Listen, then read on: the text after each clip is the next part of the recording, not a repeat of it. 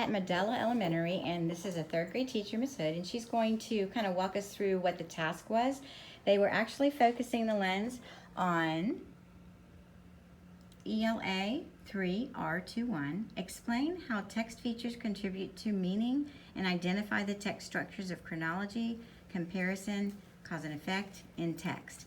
Did they, were they focusing the lens more upon the text structure on this one? Yes. Okay, so walk us through it. What were they doing? So in their teams, they have 3 different short passages, and our job was to go through and determine which of the text structures they were, and then basically prove it to me using different organizers. So they had to determine which was cause and effect, which was chronology, and which was compare and contrast with their team, and then use that text evidence to prove their thinking. Gotcha. So what we're going to do now is just take a look at what it would look like if a student was truly to have met this particular benchmark. Okay, so when you were, for the task, how did you want them to actually do the task? The first 2 in teams, and then I had them do the third one on their own. Okay, so gradual release. Exactly. All right. All right. And they were focusing on ELA 3R21, and they were really hitting the benchmark or the second objectives part, right. for identifying the text structures. Exactly.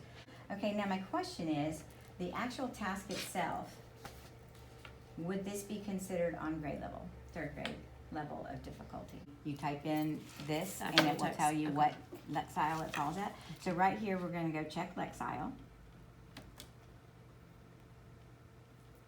And then the next question was, if the benchmark or part thereof are not on grade level, then, provide rationale. So where did these come from? I had a set of task cards, Okay. and I wanted them to just to focus on these particular text structures. They had different structures? Yes, Okay. yes.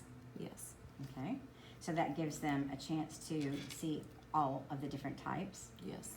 Okay, so the different text structures. So we'll check on that. What knowledge, skills, and actions will the students be able to demonstrate by the end of the lessons as required by this? And then describe how the majority of the lesson will be spent reading, writing, or speaking about the text. So you said they had a chance to read independently one Correct. time. Right. They read once on their own. And then again, They read with their team read for with their their second team. read. This is the second read. Right. This is the first read with team. And then was it at that point during the second read that they started to circle the To me, that the words? they completed these 2 tasks and then they went forward. So they had 2 complete reads before they even But, got I the mean, organizer. to circle and underline. Yes. Yeah, okay, so this is when they actually did the coding. Correct. I call it text coding. Okay. Just you're circling and the words that would be like clue words that would help you know. Okay. And then underlining text evidence. Okay, so we're looking at task alignment. So the actual way that it reads is that the students simply have to identify the text structure of chronology, comparison, cause and effect in the text. So at this point, they are looking for clues to determine that. Right. Then they took it here, Right. and tell me a little bit more about this again. So they had to identify it, which is what the benchmark says, but I also had them prove it with text evidence, so I feel like it bumped it up a little bit. Okay, then now for sorting criteria, the students, when you think about what it looks like, I always start with met. If a student or a team was to do this particular task, this part 1, part 2, what would meeting that benchmark or that objective look like? And we said the objective that they're focusing lens on was Just identifying. really just identifying Correct. the structure. So, Meeting would be identifying which structure. okay, that would be the identifying the structure correctly as used by the author of that text. Okay, what about exceeding? Well, to me, having them justify it on the organizer took it Justify. to, right. And give that rationale. And then what if they're approaching? What would that look like? There's approaching and then far below. What if they're almost there but not quite? Maybe if they could have identified 2 but not 3. Maybe 2 out of 3. And then far below would be like 0 or maybe only just 1. Correct. Analyzing students' learning areas of strength. So what we're going to do now is we're going to take this information and we're going to look at what they did and we're going to sort according to how they actually did with processing the information. So that's going to be the next step. So go ahead and cut here. So now we're actually going to take that criteria and we're going to sort the students' work as we are analyzing it to see whether they're going to be in one of 4 categories. Whether they'll be far below the benchmark, approaching the benchmark and the objective, or meeting, and then whether they're exceeding it, going above and beyond. All right, so let's go ahead. So what do you have there? All right, so here's the student samples. This first one, she really has nothing on the paper, Okay. so I would So- definitely say that's far below. And the second one, he started to put some evidence, but again, if they had to identify the type he started, but Okay, so we'll go to me, ahead. that would be far below as well. 2. All right. Okay. So she identified and then justified with her thinking.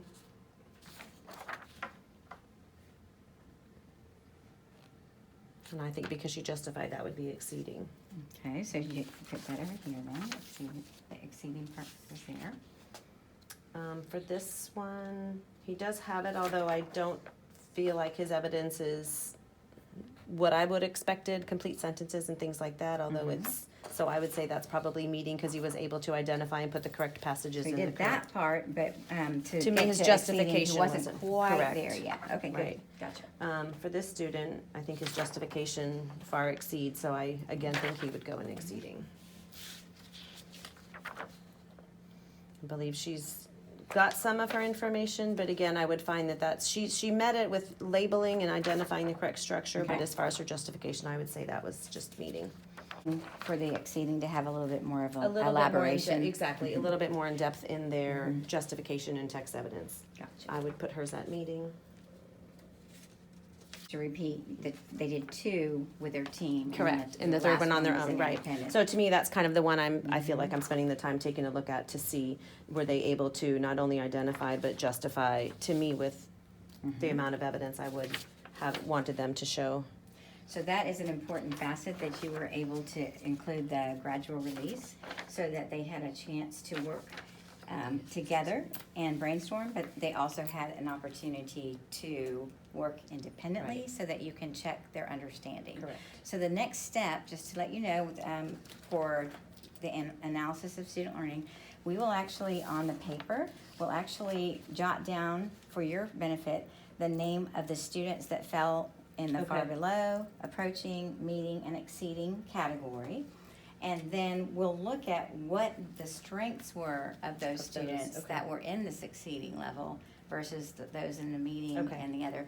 And that will help us to even get a little clearer view when we hit this benchmark and objective again Right. as to what we're really looking for. Okay. So we'll go ahead and do that next. Thank Okay. you. All right, so now we're gonna look to see how many students in each one of the categories. So for far below, we have how many? 2. All right, so we have 2. So we fill in, there were a total of 18 students that did this task. There were no students in the approaching level. And one of the reasons she mentioned that that probably was the case is because as the students were working on the first 2, she was walking around circulating, making sure that they were adding the justification. So that's probably why we didn't have anybody in the approaching. So what about the meeting? How many do we have? 5, 6, 7, 8, 9. 9 meeting. out of the 18. 2, 3, 4, 5, 6, 7 in the exceeding. Okay. All right. And then to make sure that we have the information that we need, we'll take the names of the students and we'll actually put them into the different categories. And then we'll look at the areas of strength and the areas of need. So because no matter whether they fell in meeting or exceeding or far below, they always can grow. So we're just looking at that facet of how can they grow. All right, so the next thing that we're going to do is we have our sorting criteria, and we've done the actual sorting with the teacher, and we're simply going to take the first names of the students and we're going to put them in each category so that she'll have that information when it comes time to pull small groups to know who needs additional assistance. So we're going to do that next. Okay. All right, so now we have those names, and that will help her with small groups and making sure that we go back and help the students that may have needed some assistance either with the identification of the structures themselves or with the justification. Now we know that the actual benchmark itself is really only asking for them to identify. The justification would be exceeding, so that would just, every student can continue to grow, so that's something that we want from them. The next step is to analyze the areas of strength. Like we said, everyone can grow, so we want to see what were their strengths, and then the next section says, okay, what were their areas of need? So what specifically do we need to continue to work on? And then to reflect and plan, we would then scaffold our instruction in the future to make sure that all of the students either meet or exceed that particular benchmark.